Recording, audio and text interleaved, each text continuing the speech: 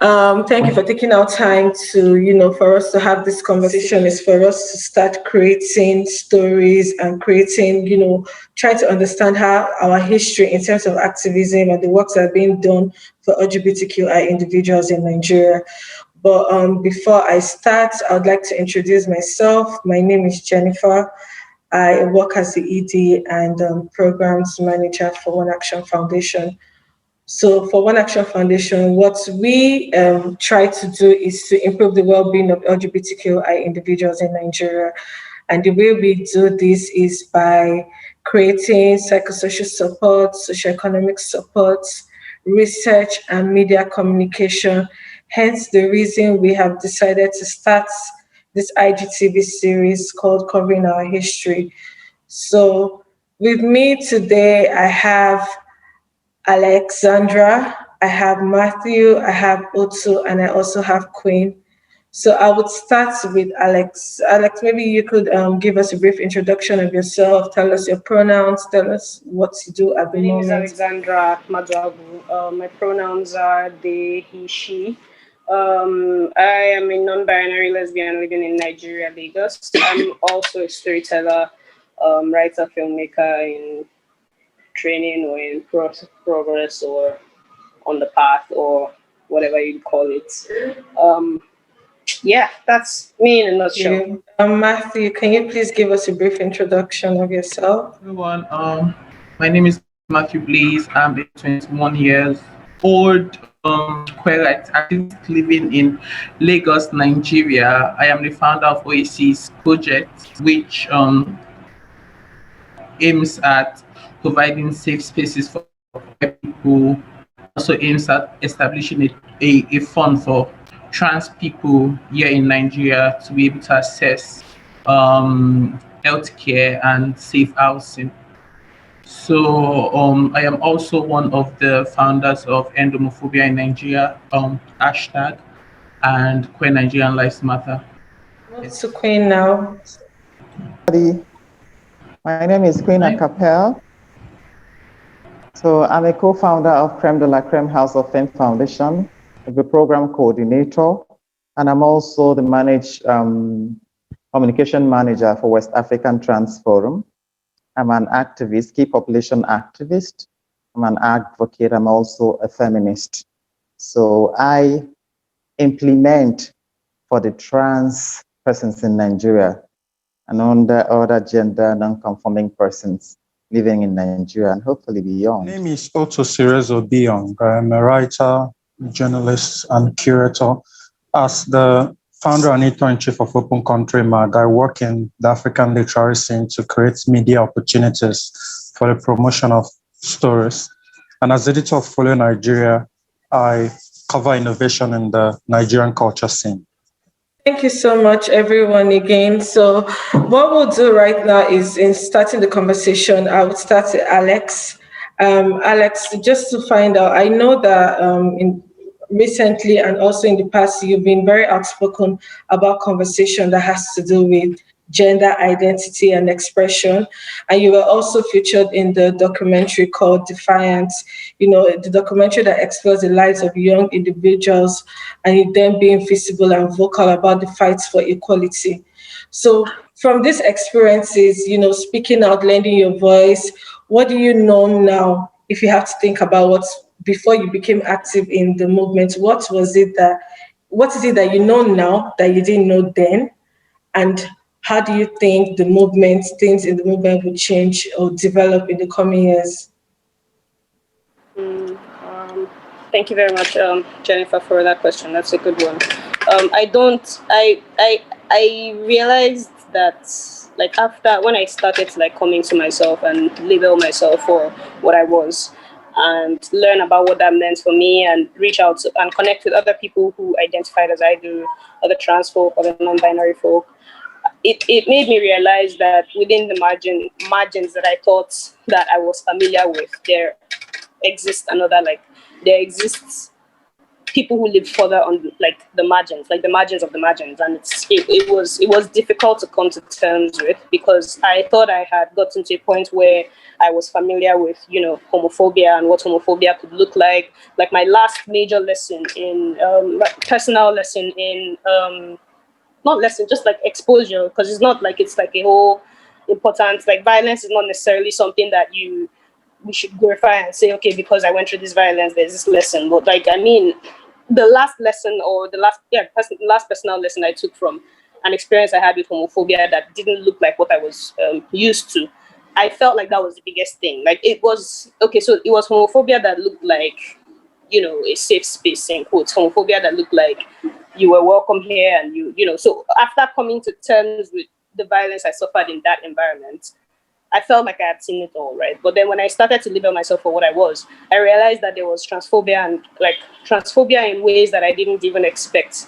it would exist. Like I expected that within, the queer community, there would be a level of understanding of what, it means to be a minority person. But like when I realized that there was such blatant transphobia being expressed by queer people, being expressed by feminists, that was difficult for me to come to terms with. So that was one of the major things. Then after Defiance, one major lesson I learned was that there are people who are doing work. I mean, there have always been people, definitely, and I've always been in awe of the Nigerians that have been, queer Nigerians that have been putting out work, telling stories, changing policies and law, and so on and so forth. But like, it just felt to me like I had a personal connection to a certain like generation of people who were deciding afresh that okay, they wanted to put themselves in the limelight, and they wanted to take this direct. Like it didn't seem like a lot of them had things figured out, in quote. Like it didn't seem like something. It didn't seem like something. It just seemed like, I don't know how to explain it. It seemed more spiritual. It seemed more real. It seemed like people just decided they wanted to exist. They wanted to live, and there was nothing wrong with that. And there wasn't need for the plenty of gymnastics of where do I live? What do I? There wasn't need for that. Just people who were being inspired and deciding they wanted to live. So that was another major thing. So there was a contrast. The first one was kind of negative. The second one was kind of positive. So yeah, that's my answer. I hope I was. Thank you. Yes, you did answer the question. It's such a shame that, we still experience homophobia in Nigeria. And I'm so happy that that did not, stop you from lending your voice and also trying to, be active in the movement. So talking about that, so we'll move to Matthew now. Matthew, during the NSAS protests, there was this video where you were really shouting and screaming and queer lives matters, queer lives matters, and that video went viral. So I'd like to know, like, living in a country like Nigeria, did you feel like, why did you feel it was important for you to, use that word queer lives matter? Because some people would have just gone to protest, nobody would say anything about their sexual orientation. So why did you feel that it was important to, lend that voice? And also, since that has happened for you right now, what do you think? How do you think your activism will be more recognized all over the world in terms of your movement? You started the Oasis project. You're also involved in other projects as well and programs. So just run us through that whole period from during the NSAS protest till dates. Thank you so much, Jennifer. And when people ask me about what happened during NSAS, I still tell them that I don't really know, because what happened that day was kind of unconscious, was from an unconscious place. I was angry, and before I knew it, my anger changed to something else. My anger led me to screaming, and I did not know that what I screamed was ever that powerful. And I got online, I posted the video. I wasn't expecting to get as much shares and all that, and it ended up getting so much shares and views around the world. So what made me do that? I don't know, because it was unconscious. It came from an unconscious place, and that place is filled with anger, with the fact that there are certain things I can't do because I am queer, and the fact that I will go for protests, and when I want to talk about them, people allow me to talk about them because they feel it's me dividing the movement, it's me bringing something strange to it, which is not true, because Policemen, SARS, they harass queer people not because of what they wear, not because of flashy things and all that, just because of their queerness. I've been assaulted because of that, and not just me. A lot of my queer siblings out there have been assaulted because of this also. So if we're to look at it, yes, if others are coming out to protest against this crazy system by telling their stories, how it affects them, why can't queer people also do this? So this limitation that they put in their brain got me angry, and yes, that led to shouting all that queer lives matter during the protest. And so far, how my life has been, how my activism has been, actually been what it was before NSAS. Just me creating safe spaces for people, just me shouting on Twitter, just me being angry at random little things. Just that. And the little structures I added to it, which is the Oasis Foundation and the other fundraising things I do for queer people. But NSAS for me was so personal and was so emotional. I don't find myself capitalizing on it because it meant so much to me personally, and that was just it.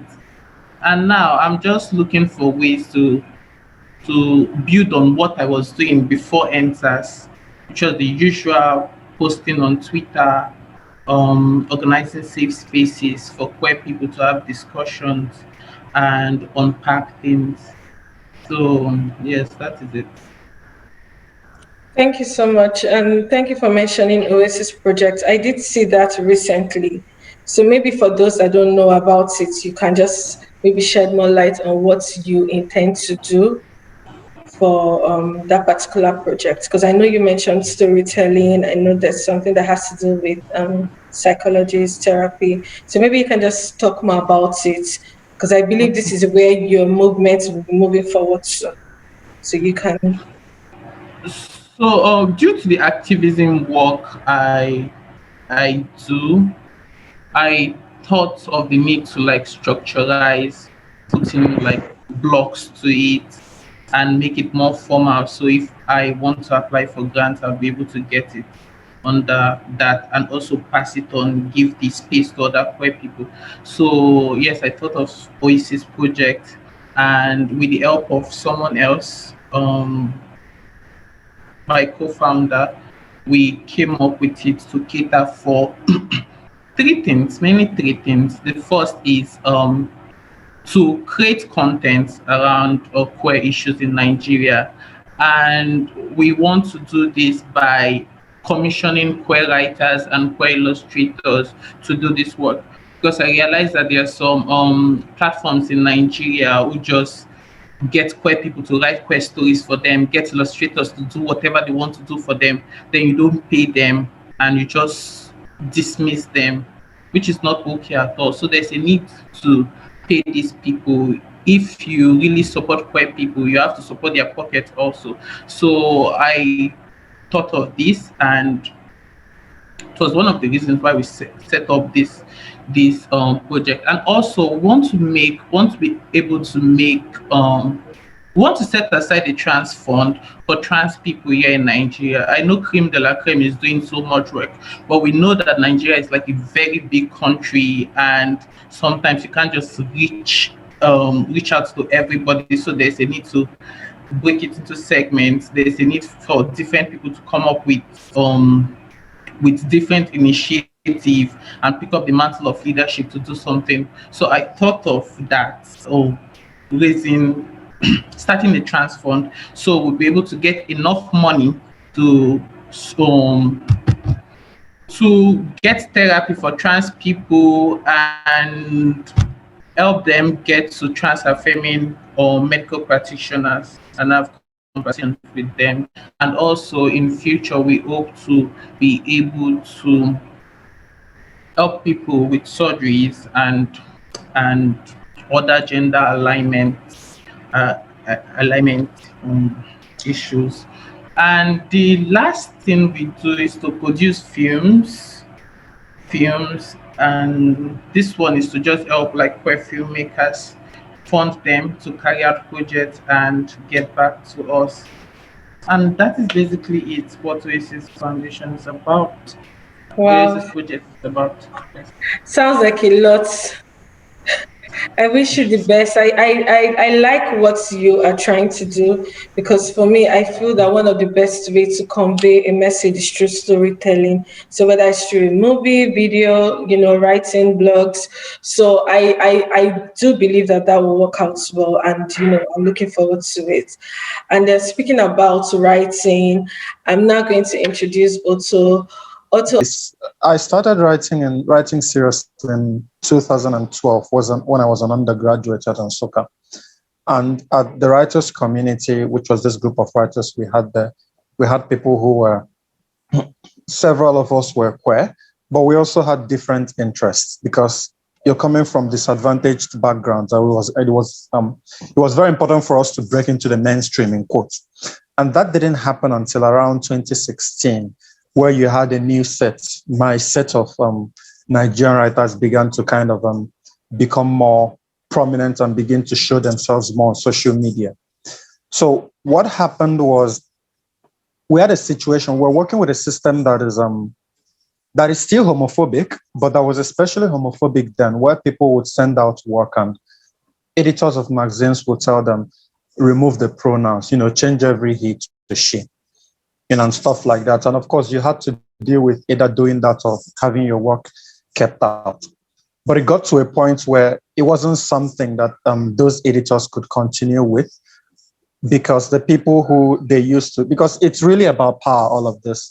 The people who you are keeping out today, like tomorrow they could become the real, like they could come to the center of the culture and they now have the power. You now have to, like come back to them. So we managed to change that. You had a lot of people who were Romeo Riogun broke out, Arinze Fakano was on a Kane Prize shortlist. So by 2017, you had real visibility with queer writers from Nigeria, by the way. So, but the other issue, and this was the one that I thought was very important for me to take on, was the kind of language that we use in talking about queerness in literature. So you have a novel like Chimamanda Ngozi Adichie's novel, Half a Yellow Sun, is set during the Biafran War, and people would call it, a novel. And then Chinelo Okparanta's Under the Dollar Trees is set during the Biafran War. It's a love story. At the core of it are two women. In Adichie's novel, at the core of it are, like a man and a woman, two pairs. So Adichie's novel is a novel, Half a Yellow Sun, but Under the Dollar Trees is a lesbian novel. So it's either you describe both or you describe none. So it's either Under the Dollar Trees is just a novel, or you call Half a Yellow Sun a heterosexual novel. So I wrote a piece about that managed to like go around, and that became the thing. And because I also, at that time, I'd become a literary journalist at a platform that used to be allied to queer causes. And then because you had to write about developments and regular news, it was important to begin from there to change the language, because it's what you write that hundreds of people are going to read, and that's how they're going to talk about this. If you're going to keep calling somebody gay writer, lesbian writer, and then you call the heterosexual people writers, and then the other people. So while it helps, it's important to create visibility for queer people, a particular space where queer people are recognized for being queer and nothing else. The ultimate goal, of course, of all activism advocacy is to get to a place where activism is no longer needed, right? Where you don't have to stand up and fight for, women or trans people, where everybody accepts everybody else as normal. So for me, it was completely possible for us to create these safe spaces for LGBTQ people, which we did by creating this organization called 14. 14 took its name from the anti-gay law, which stipulates 14 years. So we're publishing anthologies. So we had that space, but it's also important to acknowledge the difference without letting that difference, that acknowledgement, become a cage of its own. So I personally would push for, you have to normalize this. You can't keep, if you are writing, you want to list 15 writers who participated in a project that had nothing to do with queerness, but maybe 2-3 of them are, in quotes, famous, for being queer. You don't have to write there that they are gay writers. If you're not going to write that the other people are heterosexual writers, then do not write that these other people are gay writers.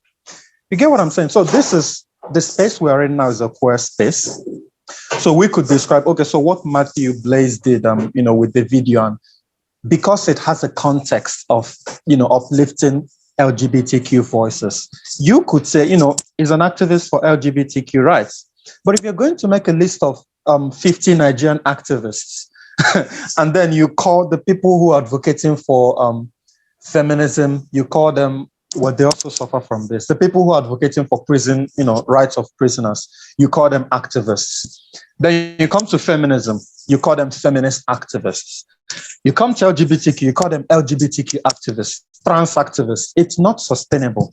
So either you label them in that particular general context, you label everybody, or you label nobody, because the intention is we get to a space where it's actually normal for a trans person to just be trans and say that they are trans, and we say, that's fine, and not for us to define them by, and I understand, of course, some people, we have had different paths in navigating sexuality and gender. For some people, because of the difficulty they had coming up, their sexuality effectively defined them. And some accept that, some don't accept it.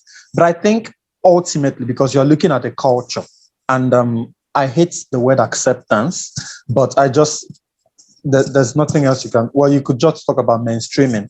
You're looking at how to move this culture to the mainstream. For people to begin to see LGBTQ people as normal in literature, they need to change the language of description.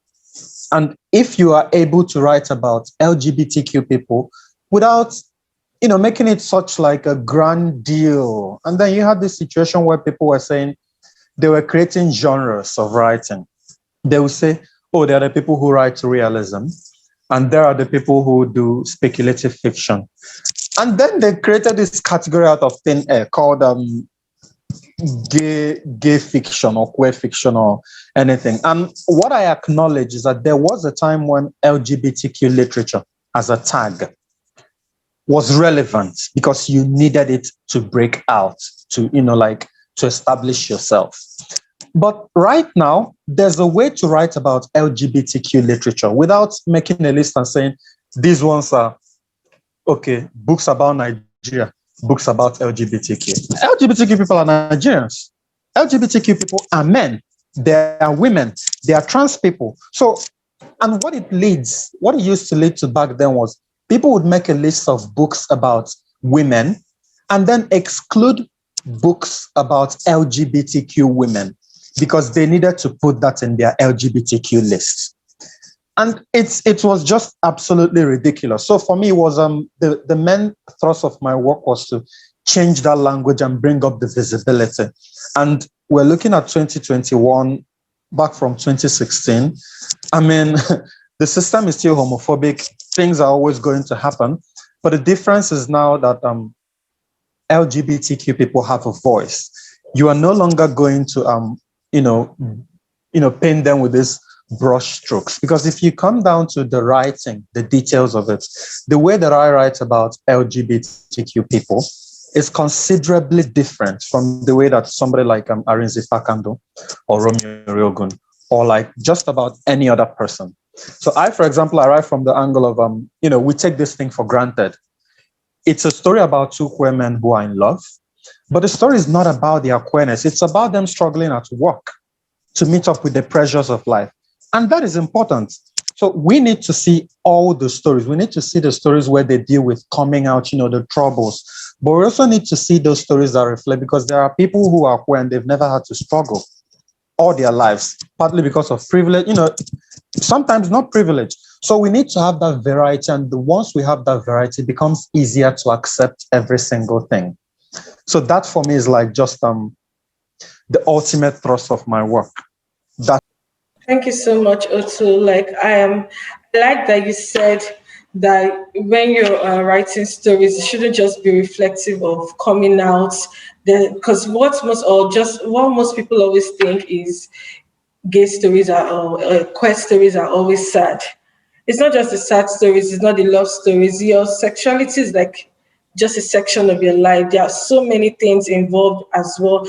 People look for jobs, people look for how to feed, people are looking for how to start a family. People are looking for how to get married. People are looking for so many things. So I like that you're, thinking about those kind of stories, and hopefully you can put that out. We have new people who are interested in writing and creating these stories. So what kind of advice would you give to them in terms of them ensuring that their stories are not pushed back? Because you've told me some of the things that are setbacks when it comes to the literature, the lack of a better word, labeling. So, for the younger people who are now coming into this space, how do you think that they can make a change, or what are the ways that they can navigate these hurdles?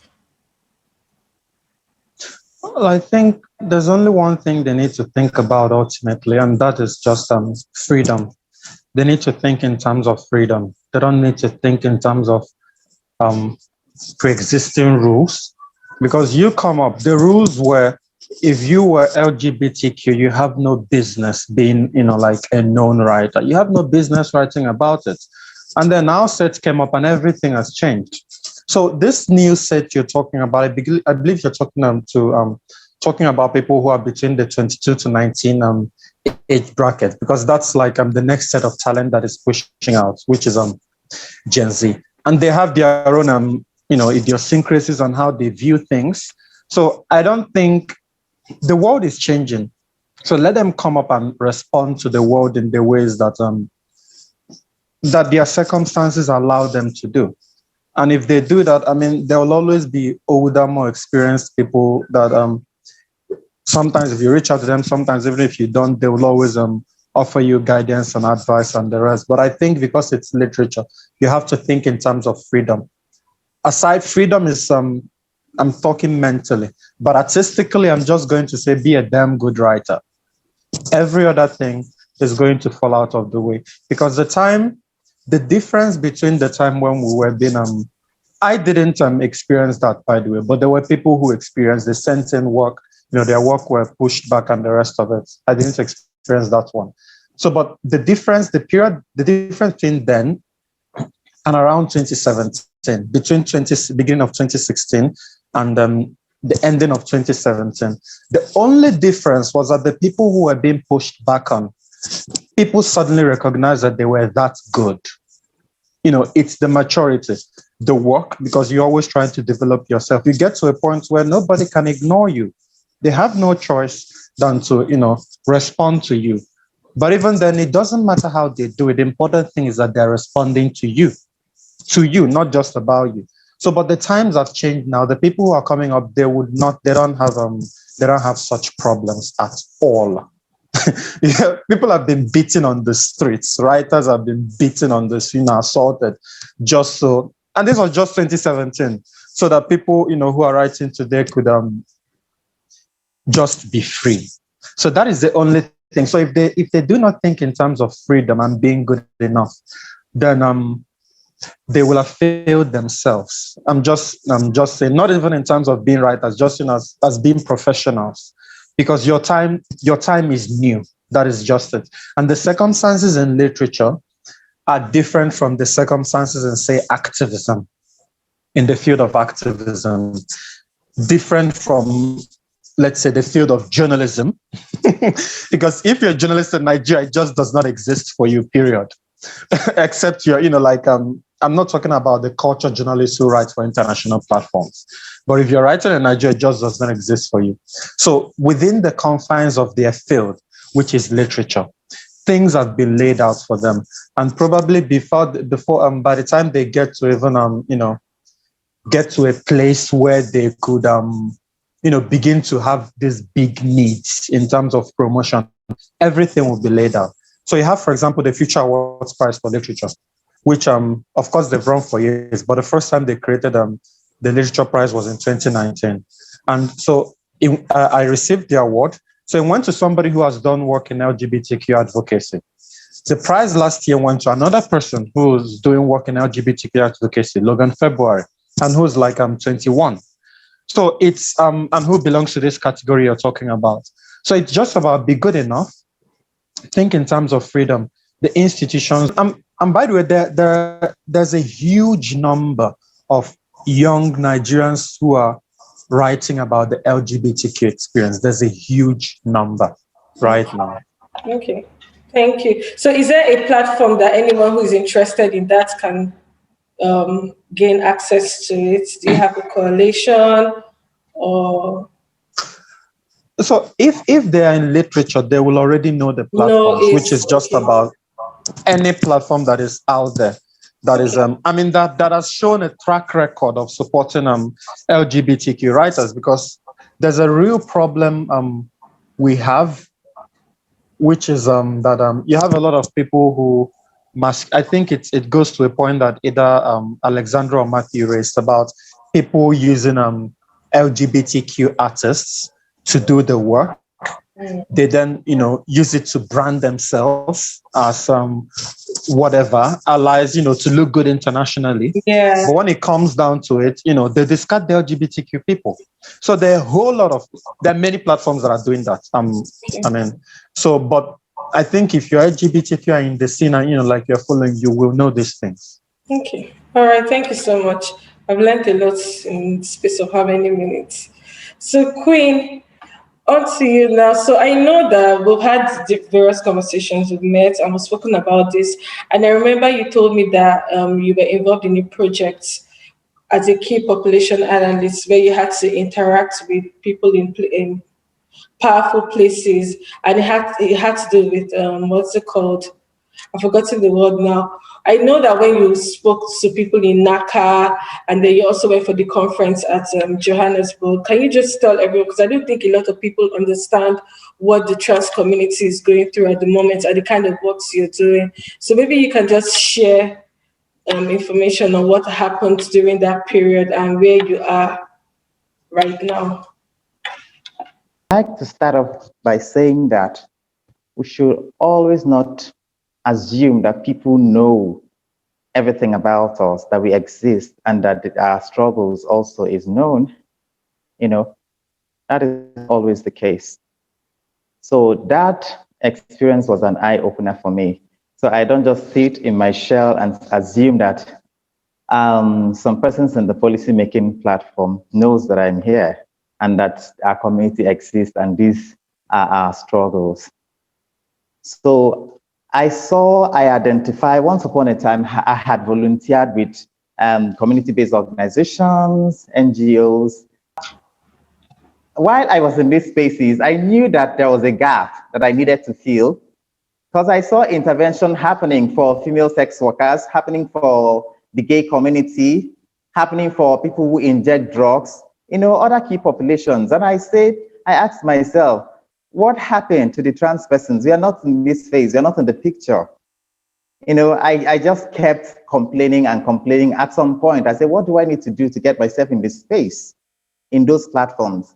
Because no matter how we speak and complain, no matter what you do, you need to move into that space to be able to have a voice and be able to make that change that you're looking out for. And, this goes a long way to, show that we need to step out of our comfort zone. There's something we do within ourselves. I think we already know ourselves. So preaching this thing, desensitization awareness amongst us isn't helping so much. Yes, it's helping people who still need to come to terms with who they are, but majority of the people who need to know our struggles and know that we exist there need to know. So these informations need to go out to them, to the right platforms, so that they can understand. So we are not just in our circles speaking to ourselves. These people who perpetrate violence and any other sort of oppressions are there. Those are the places we need to put out these informations to. I think we've heard enough of these informations in our own family, in our circles. So it propelled me. I reached out to somebody who I complained to. He said, well, you need to start from somewhere. And hopefully they got me into one of the meetings that they had. And I saw them sharing data of other key populations, that nothing was mentioned about trans persons. So I stood up. I saw that was an opportunity for me to speak, because there were people from the Federal Ministry of Health, people from PEPFAR, the US intervention projects, people from global funds, and other persons, who fund interventions for the key populations, for the LGBTI community, but exclusive of trans persons. And then I asked that question, please, I need to understand something. These are the gaps that exist. Do we say we are actually we are trying to come to the point where we can achieve vision? As of then, vision 1990, but it was a little bit a step further, which was vision 95, that is trying to control the prevalence of HIV and AIDS in Nigeria. And I stood up and said, please, I have a challenge.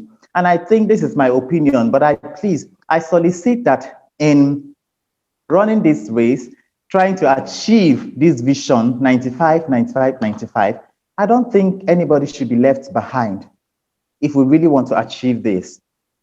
And then they were like, wow, beautiful. Of course, nobody's going to be left behind. And I said, well, that is what I'm seeing play out because I have not seen any data on trans persons. So apparently we are left behind. Oh, so that became a topic of discourse instantly. And then I identified myself, and some persons in the medical field who said, well, there is no data for trans persons. Why are there no data for trans persons? Because the same challenge I had complained, I had reached out to Heartland Alliance, which I know they are doing so much for the key populations. And I said, you've not been doing anything for the trans community. And they said, well, in Lagos branch, we have our branch there, and I say something needs to be done for us too, because I know how many people would reach out to me on daily basis, trans persons, and their medical needs. You do the implementation in health, in the health section. We need to benefit too. We need to be beneficiaries of these interventions too. And then same thing, the number, though they are there, but they're insignificant. I said that is not true. I needed to prove a point. So we went out, I went all the way in company of one of my colleagues to Lagos. And in the space of 2 to 3 weeks, I knew the number of trans persons we met. So that goes a long way to show, yes, if you want to change, you don't just sit there. Visibility is key. When they say we do not exist, what do? We come out in numbers. We occupy spaces. We occupy platforms. You speak, just keep speaking. Trust me, people are listening and they are watching and they are hearing.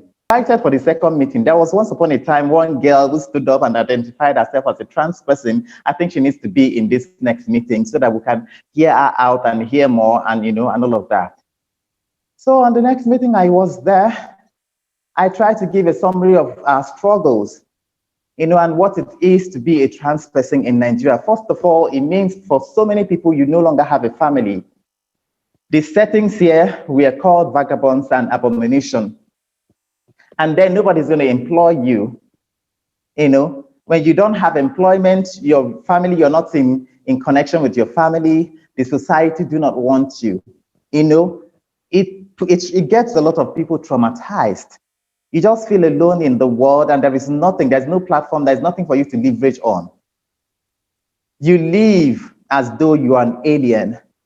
For some persons, they only come out at night. So assessing common things like as small as water, for those of them who live in the remote areas where you have those safe spaces, you cannot come out to say, okay, I want to buy water and all of that.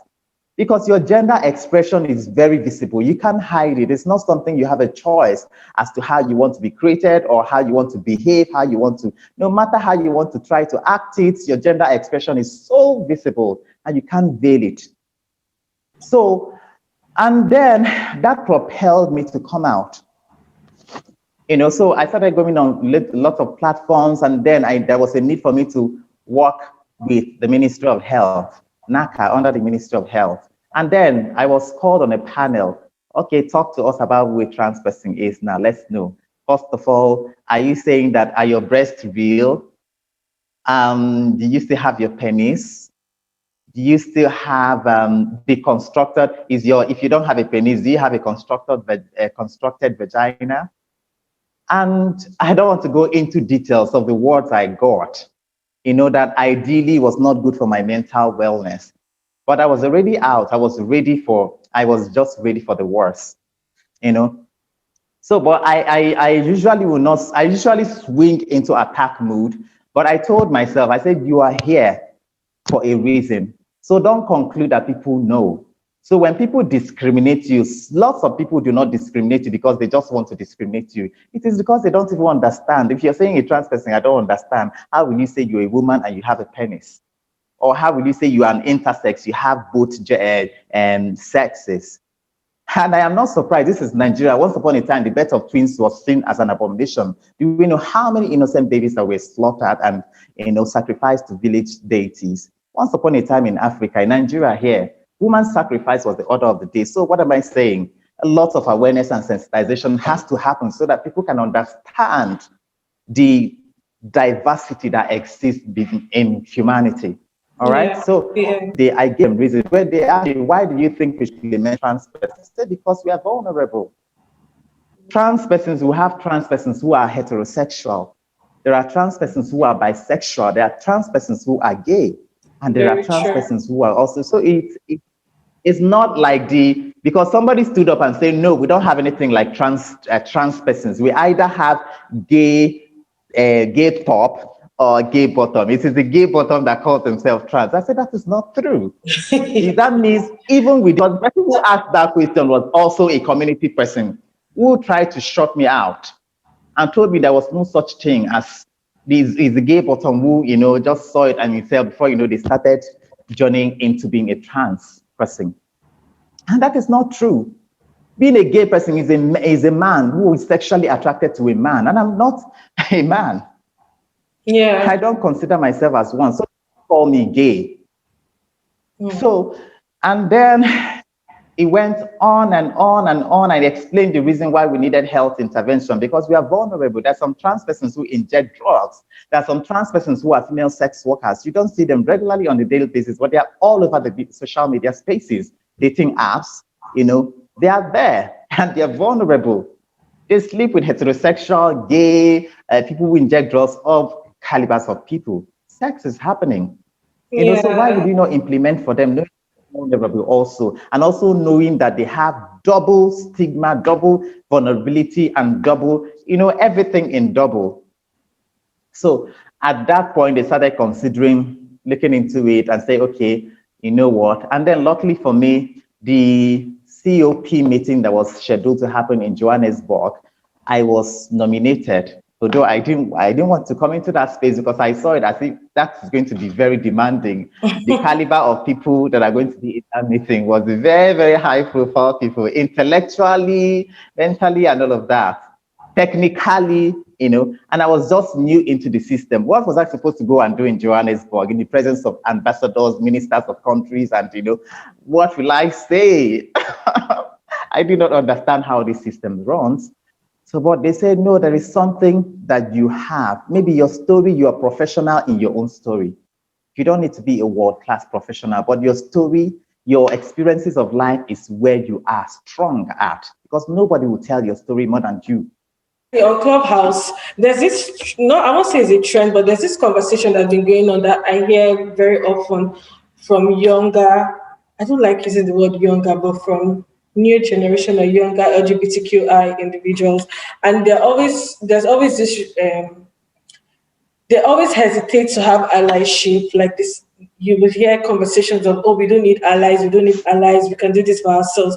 I'm just wondering, is this a new trend, or is this a realization for most people, especially in Nigeria, that having allies are not usually the best routes in terms of pushing for our rights? Let me put it that way. So maybe who wants to start? It can start with Otu. Well, so it's something that I think it's like the lower you go with age, the younger people are, the clearer, the harsher they feel oppression. I think that's just it, because the younger you are, the more vulnerable you are economically, socially, in terms of you're still exposed to societal anxieties in a way that a professional in their 30s might not. So you have people who are at the tail end of the millennial age bracket, people like myself. So we also feel in some ways like you know what, this is not whatever you think you're offering and you think you should be thanked for, like we should, you're talking to heterosexual men and we're talking about something and they expect you to say not all men, some men. I don't do that. I don't say that. Like if I'm not saying some men, I'm saying men. So if you feel implicated in men, then that's a problem that I think you need to fix, because maybe you feel guilty about something. You get so, but people take allyship at something. It's almost like they fly the flag, and it kind of gives them a pass for certain things, which means even in cases they can misbehave, and then you call them out and they say, how can you say that I've done this when I've also done this? But that's ridiculous, because some LGBTQ people are homophobic, are transphobic, some women are misogynistic. I mean, it's like saying there are Black people who are not anti-Black racists. So it does not even begin to make sense. And what is important is, so you have younger people, older people might deal with this.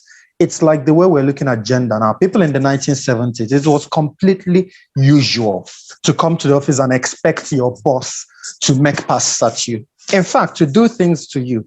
And then you just take it in stride as, I'm here to do my job, whatever. But now, a young lady is sitting here, you are the boss and you're looking at her some type of way. She's going to speak up.